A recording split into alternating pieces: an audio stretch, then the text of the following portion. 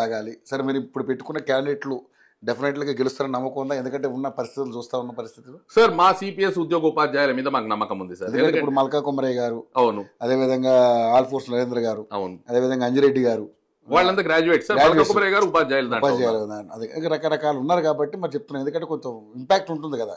Impact ఉంటుంది sir. కాకపోతే CPS ఉపాధ్యాయుడు అనేవాడు డెఫినెట్ గా తనకు పాత పెన్షన్ కావాలని కోరుకుంటాడు సార్. ఏ రాష్ట్రాల్లో పాత పెన్షన్ ఇంప్లిమెంట్ అయింది అనేది చూస్తాడు సార్.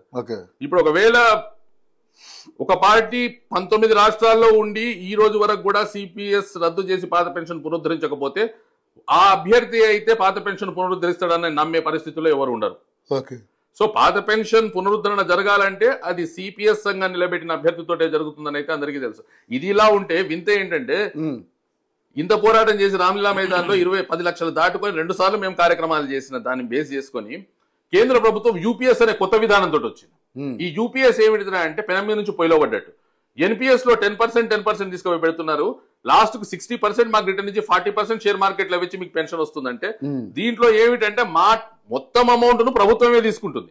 తీసుకుని 25 ఏళ్లు కంప్లీట్ అయిన వాళ్ళకి మాత్రం 50% ఇస్తా అని చెప్తుంది. అది తను 8.5%